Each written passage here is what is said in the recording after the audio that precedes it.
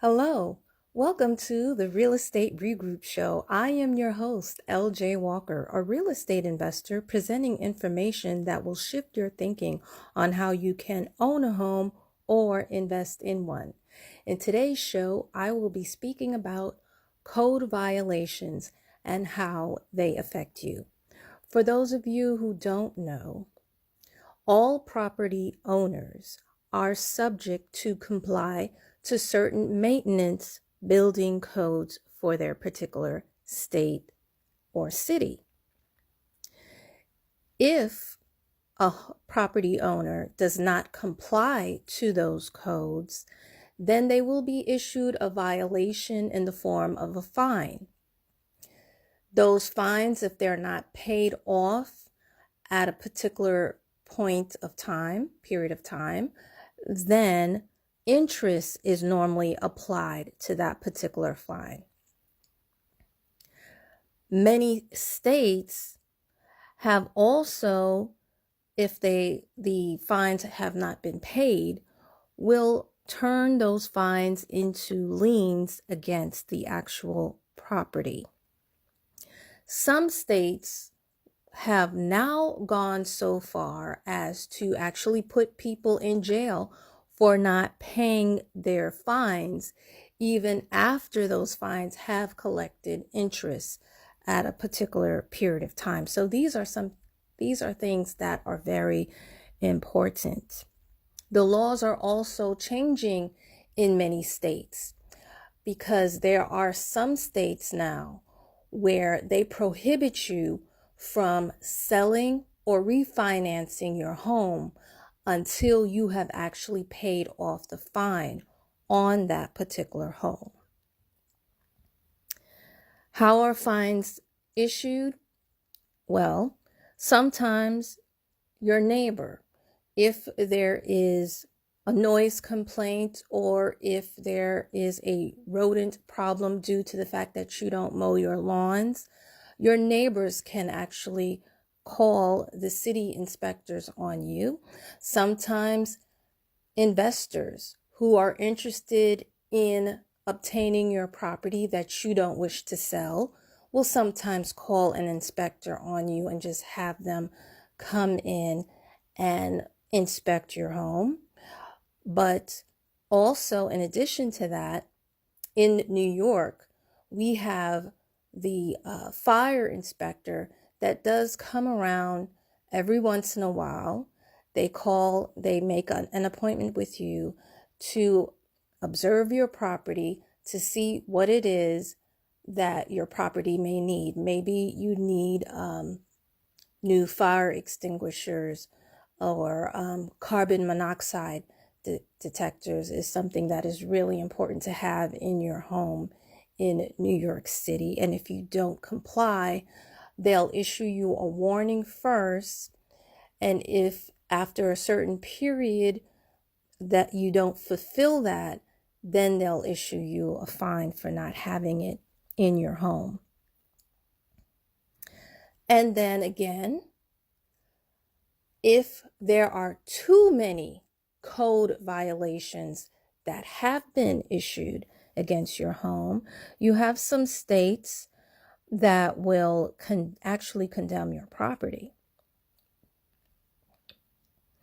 Now, there have been an issue where, yes, there are states that do not take people to court who have not paid the fine because it would be too expensive. So many states like New York and Pennsylvania are actually thinking about adopting what other states have done, and that is trying to prevent you from refinancing and selling your home unless those fines are actually paid, because they're more interested in you paying those fines as opposed to sending you to jail. Home buyers, or for those of you who are interested in becoming a home buyer, please do not think that the home inspector looks to see if there are code violations on the home, because they don't. The home inspector, all they do is they look at the workmanship of your home. They do not do a municipal lien search on your home. Sometimes title companies do that, but you shouldn't rely on title companies for that either.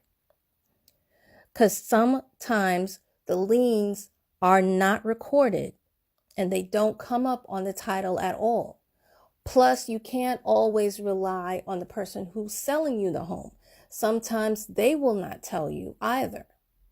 And you don't want to be in a position like a certain person in one of the groups that I belong to, where they actually were buying a note and they were stuck with a $65,000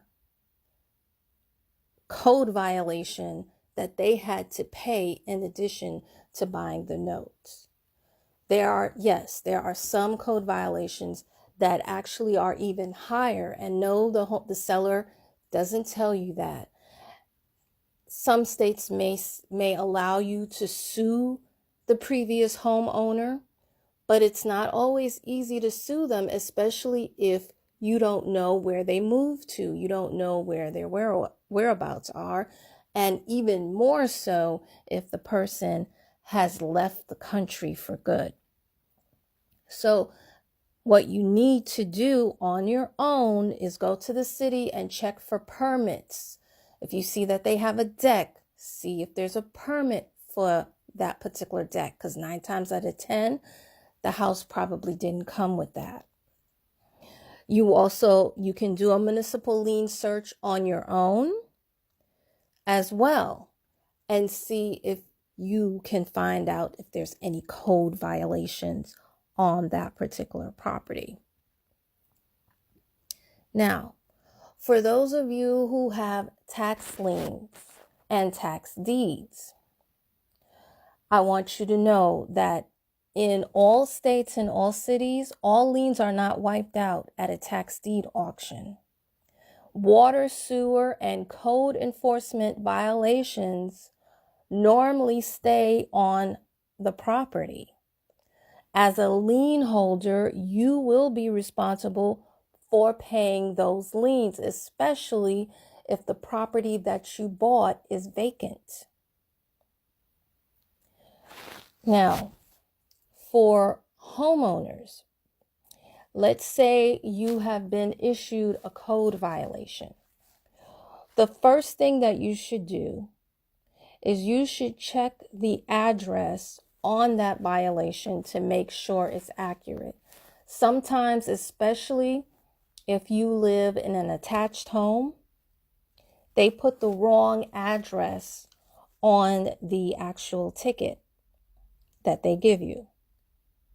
This is one of the reasons why I have security cameras on my home. I don't just have security cameras for possible break-ins and thieves. I also have it because I have been issued tickets, wrongfully so, and I've had to go to court and fight for my right. And having a camera, the video, giving it to the judge, a lot of times it's like, okay, case dismissed, she's innocent.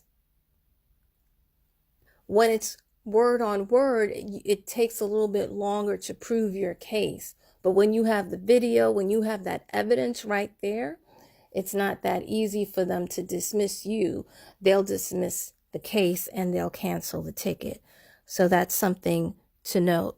And I've also noticed, now I've mentioned before, my neighborhood is one of those gentrified neighborhoods. When we first moved, they were pretty lenient as far as giving out tickets. They would only, the tickets we normally would get would be for the garbage, and they would wait like the day before garbage day or garbage day to make sure that you put out the garbage correctly. Now what they do is they come into your yard. These are the inspectors. They open up your garbage can and they actually dig through your garbage to make sure that the glasses are in the bag for glass, the paper is in the bag for paper, and then the regular garbage is in the bag for garbage. If it's not, they'll actually issue you a fine before you actually take your garbage out and put it on the curb. So these are some things that you have to keep in mind. And over time, it can be expensive because I've gotten tickets for like $25 and I've also gotten tickets for like $300. That adds up after a while. Now, let's say you find that you've been given a ticket, you're not able to prove yourself, you went to the court, the judge didn't believe you, and they say you have to pay this fine. If you do not have the money to pay for the fine, you might want to ask the judge if there is a lien reduction program in your state because you don't have the money to pay at the moment. They may be able to direct you. If not the judge, then the cashier in the courthouse might be able to give you information as far as where you can get assistance to help pay. If you are in a state that does not have a lien reduction program, then you might want to look at your local Catholic charities to see who is there, if they have any offering money that they can help assist you to pay for whatever lien is in your property so that you can pretty much stay there worry-free. Now, what I have noticed and what I also have been told is that some code officers are lenient on the elderly. Some of them are not. So it really depends on the individual that you encounter. Just so you know, if you aren't able to maintain your property and you are an elderly person, but you're not able to take care of your property in a timely manner, you might want to go to the state agency, your state's aging services division. Every state has a Department of Aging or a department for the elderly. They can send volunteers to your home to help you mow the lawn and shovel snow. Sometimes these people are not able to come in time. So, but it's still good to be registered with the state, letting them know that you are elderly or aging. And you can in New York City, I know this for a fact because I had torn my Achilles tendon and I wasn't able to do anything. I've also not just tore it in my foot, but also in my shoulder. I'm registered with New York City, so they can't find me quickly as other people because of my disability. So again, make it known, register yourself with the state and let them beware of whatever it is your status is so that when the code officer comes, you don't get ticketed. And not only that, so that you can have somebody come and assist you with maintaining your property. So it's a twofold situation in that regards. And in addition to that, I would say this. If you live next door to somebody who is elderly, who is disabled, and you are not elderly and you are not disabled, help them out. Why? Because number one, if their property falls by the wayside, that decreases the value of all of the properties in the neighborhood. Since I'm pretty sure you want to be able eventually to sell your home at the highest price possible, help your neighbor out every once in a while. And I'm pretty sure, I know for myself, I've given money to people. We've cooked for them. We give them presents on their birthday. Those people who have helped me out, who is not part of the city, just my neighbors. So let's do the neighborly thing is actually more profitable than staying in your home and quote unquote minding your own business and not helping out your neighbor. Now, for those of you who are investors, on the flip side, some of you may like the code enforcement officer. Why? Because the code enforcement officer can tell you which homes have the most codes against them and can tell you where you can, knowing this information can help you in finding a good deal, because you can then approach that homeowner who has a lot of codes and say, hey, if you're being that you have this amount of code violations and you haven't paid, are you willing to sell your home? And then you can negotiate a better price and say, I'm willing to buy your home and pay for your code violations, but you need to give me a discount. You see that? But the people who have that list would be the code enforcement officers. They also have what is known, many of them, as the condemnation list, or homes that are about to be on the condemnation list. So they would be a good source of contact for you when it comes to buying properties at a discount. On the flip side, if you are the property owner and you get a violation, one of the first places that you may also want to speak to, because you don't live on the property and you may not live in a way where you can actually go visit the property to see what's going on, it's good to have a relationship with the neighbors. Now, I must admit, I started to develop a relationship with my neighbors, but I haven't done a good job as far as keeping up with the out-of-state neighbors that I have.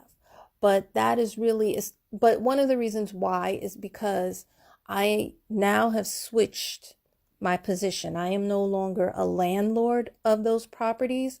I am now a note holder of those properties. I offer homeowner financing to the then tenants who now want to own the home that I purchased. So I am the bank and they pay me. So there's really not much of a need for me personally to be in touch with the neighbors down there. However, it is a good idea and it is in your best interest, if you are an investor, to develop a great relationship with your neighbors, because they can tell you before the code enforcement officer does what's going on with your property and what needs to be corrected so that you aren't issued a ticket. But when you don't know, the code enforcement officer can issue you a ticket against the tenant that lives there, and neither you nor the tenant, you can't really verify if what they're saying is true.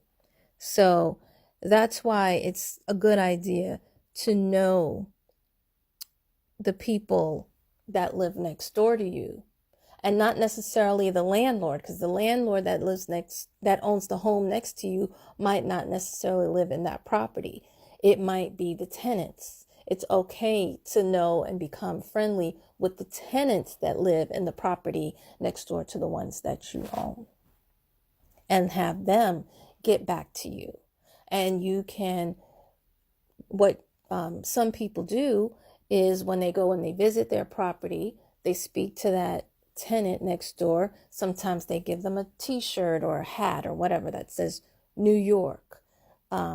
Just little gifts, thanking them, even a little cash, $20, just to say thank you for watching over my property. You also have property managers. I know that there are some investors, many investors, as a matter of fact, that hire property managers to watch the property for them. But To be quite honest with you, there are some property managers that really don't watch your property, and you still need, even though you have a property manager, you still need your neighbors. So get to know them and keep your property safe and your expenses low.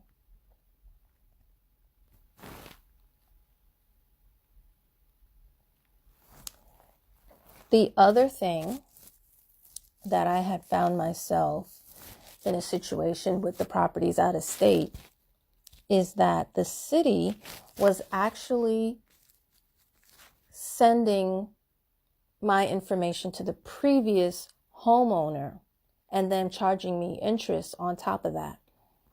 I was able to figure out what they were doing, and I fought them on that issue, and I got all that interest taken off. It wasn't a code violation, it actually was taxes, but I do believe that when it comes to code violations, that they do the same thing. So just be aware of that, be on top of it, know that you can fight it. Well, folks, that's all I have for you tonight. Hopefully the information will inspire you to reboot your mind, reset your focus, and make smart financial moves. Feel free to pass it along. Remember, each one reach one, teach one. Bye for now. Until next time, have a good night.